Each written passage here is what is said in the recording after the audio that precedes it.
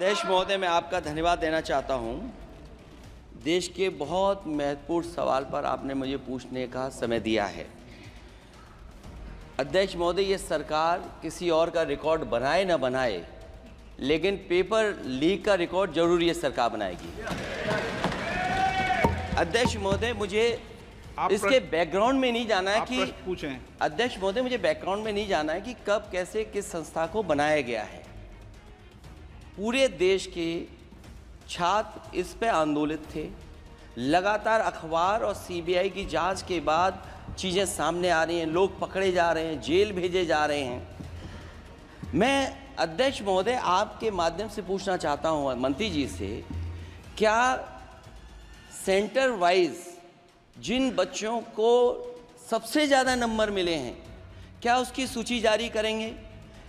30,000 सीटें जहाँ हैं, कई सेंटर अध्यक्ष महोदय ऐसे हैं जहाँ 2,000-2,500 बच्चे पास हो गए हैं। सरकारी सीटें 30,000 हैं, कई सेंटर में 2,000 से ज़्यादा पास हो गए। कई प्रदेश के ऐसी जगह है जहाँ पर कुछ सेंटर से 600 से 650 से ज़्यादा सबसे ज़्यादा नंबर हैं। और अगर वो संस्था इतनी क्रेडिबल थी तो अध्यक्ष महोदय, जिन सेंटर्स पे ये परीक्षा हुई उन सेंटर्स का इंफ्रास्ट्रक्चर क्या था? क्या मंत्री जी ने जानकारी की थी इस बात की? अध्यक्ष महोदय, मेरे आपके माध्यम से एक ही निवेदन है कि बिना ये मंत्री जी रहेंगे तो न्याय नहीं मिलेगा बच्चों को। अध्यक्ष महोदय, आदरणीय अखिलेश जी की प्रश्न का मैं विनम्रता से उत्तर देना चाहूँगा कि अभी अभी सुप्रीम कोर्ट में जो चल रहा है केस, सुप्रीम कोर्ट ने ऑर्डर दिया पूरा विद्यार्थियों की सूची को वेबसाइट में उपलब्ध करा दो। सर, पिछले 3 दिन से देश भर की सारे विद्यार्थियों की लिस्ट पब्लिक डोमेन में उपलब्ध है। ये सारा चीज़ खुले पे है और कई प्रकार की तर्क आ चुका है। सर, मैं एक अभी उसमें केरल के विद्यार्थी भी अच्छे किए हैं। क्या हम ये कहेंगे भी वहाँ भी कुछ गड़बड़ी हुई थी?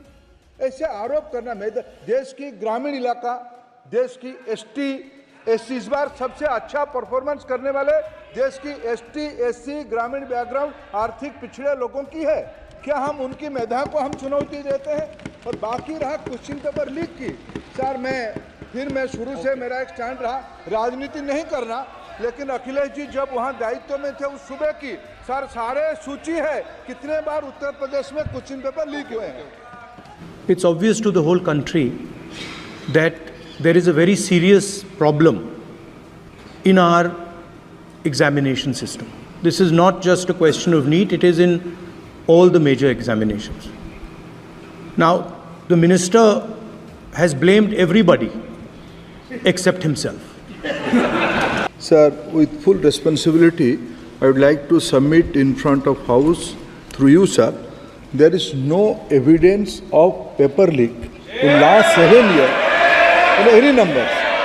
I don't even think he understands the fundamentals of what is going on here. The issue is that there are millions of students in this country who are extremely concerned at what is going on and who are convinced that the Indian examination system is a fraud. That is what is at stake here. Millions of people believe that if you are rich and if you have money, you can buy the Indian examination system. And by the way, and this is the same feeling that the people in the opposition have. And that is why we are asking some very simple questions to Honorable Minister. Number one, as this is a systemic issue, what exactly are you doing to fix this issue at a systemic level? Yes. That's the first question. Okay. महोदय, मेरे जो शिक्षा है, मेरे जो संस्कार है, मेरे जो सामाजिक जीवन है, मेरे को मेरे राज्य की, मेरे सूबे की जनता की स्वीकृति मिली है। मैं किसी की, मेरे बौद्धिक और मेरे संस्कार की सर्टिफिकेट मेरे को सारी सदन में किसी से नहीं चाहिए। देश की प्रजातंत्र में चुन के मेरे नेता प्रधानमंत्री मोदी जी को प्रधानमंत्री की भूमिका दिया है। मैं उनकी निर्णय से यहाँ उत्तर दे रहा हूँ सदन को। बाकी ये कहना चिल्लाने से सच झूठ नहीं हो जाएगा साहब। साहब ये जो कहा गया देश की अभी की एग्जामिनेशन सिस्टम रबिश है सर, इससे दुर्भाग्यजनक बयान देश की नेता प्रतिपक्ष का कुछ नहीं हो सकता है सर। मैं कठोर शब्द से इसको निंदा करता हूँ। मंत्री जी को रिस्पांस देना चाहिए। मंत्री जी ने सुप्रीम कोर्ट की बात करी, प्रधानमंत्री की बात करी, मगर मंत्री जी को शायद ये बातें समझ नहीं आ रही हैं और वो ये नहीं बता पा रहे हैं कि वो इसके बारे में क्या कर रहे हैं। Subscribe to our YouTube channel and press the bell icon to get the latest update.